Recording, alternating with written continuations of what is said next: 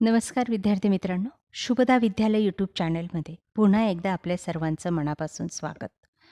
आज आपण इयत्ता 9वीच्या वर्गाचा समाजशास्त्र म्हणजेच इतिहास, भूगोल आणि राज्यशास्त्र या विषयाचा तास घेत आहोत आणि या तासाला आपण समाजशास्त्राची किंवा इतिहास, भूगोलची प्रथम घटक चाचणी परीक्षेची प्रश्नपत्रिका उत्तरासहित सोडवणार आहोत.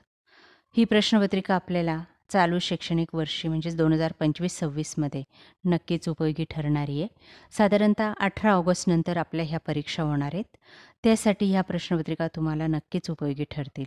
यासारख्या इतर विषयांच्याही प्रश्नपत्रिका आपल्याला हव्या असतील तर मित्रांनो, आपल्या चॅनलला सबस्क्राईब करून बेल आयकॉनवर क्लिक करा, म्हणजे नवीन व्हिडिओची नोटिफिकेशन आपल्याला सहज मिळेल. त्याचबरोबर डिस्क्रिप्शन बॉक्समध्ये दिलेली प्लेलिस्ट पहा, त्यात आपल्याला इतर विषयांच्या प्रश्नपत्रिकासुद्धा अभ्यासायला मिळतील.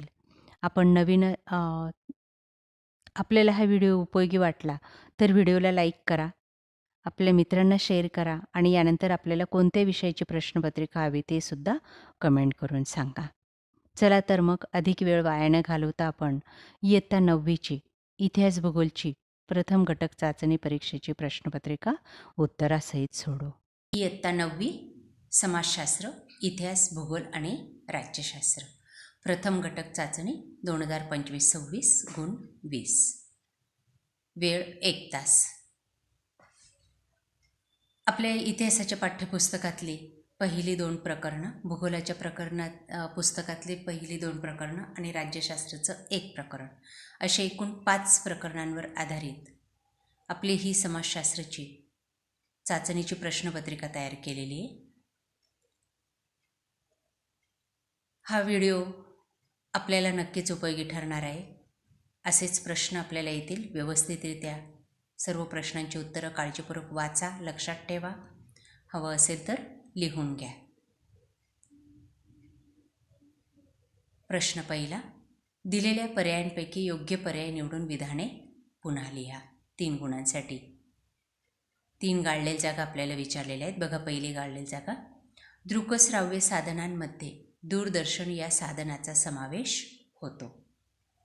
दुसरं आहे, श्रीलंकेतील लिट्टे या संघटनेने राजीव गांधी यांची हत्या केली. 3. भारताने 1975मध्ये आर्यभट्ट हा पहिला उपग्रह अवकाशात सोडला. त्यानंतर भाग. पुढीलपैकी चुकीची जोडी ओळखा व लिहा. बघा, चौथी जोडी चुकीची आहे. चंद्रशेखर मंडल आयोग. त्यानंतर प्रश्न दुसरा. आधुनिक काळातील इतिहासाची साधने. भौतिक साधने, लिखित साधने, मौखिक साधने आणि दृकश्राव्य साधने. दुसरं. इसवी सन 1991 ते 2000 या दशकात झालेले भारतीय प्रधानमंत्री. PV नरसिंहराव, HD देवेगौडा, इंद्रकुमार गुजरात आणि अटल बिहारी वाजपेयी. प्रश्न तिसरा. चुकीबरोबर ते लिहा 2 गुणांसाठी. 1. पहिल्या महायुद्धानंतर संघाची निर्मिती झाली. बरोबर. दुसरं. शीतयुद्धामुळे जगाचे एकध्रुवीकरण झाले. चूक. प्रश्न तिसरा ब. पुढील संकल्पना स्पष्ट करा. 2 गुणांसाठी. 1. शीतयुद्ध.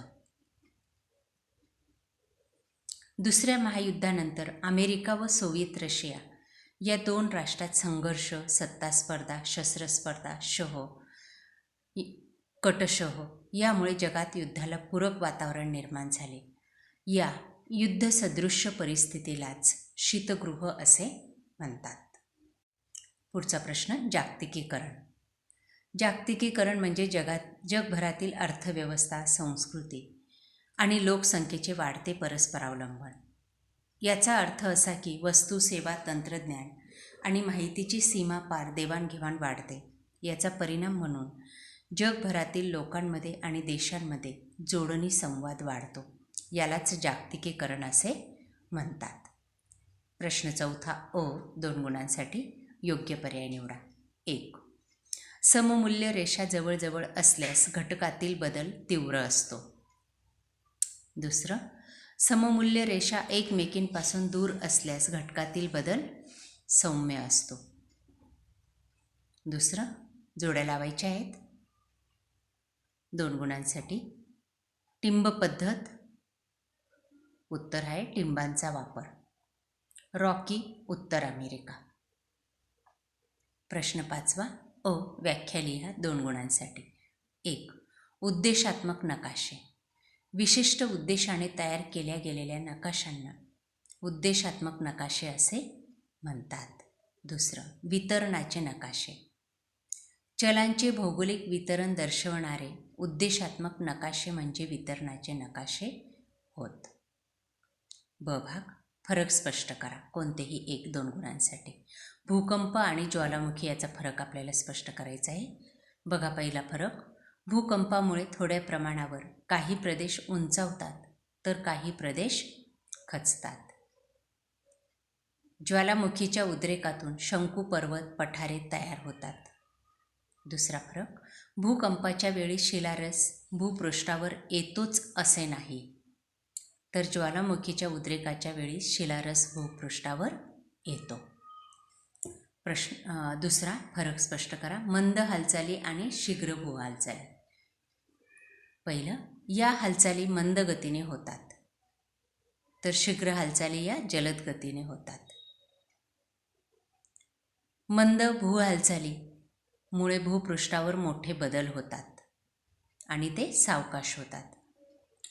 शीघ्र भूहालचालीमुळे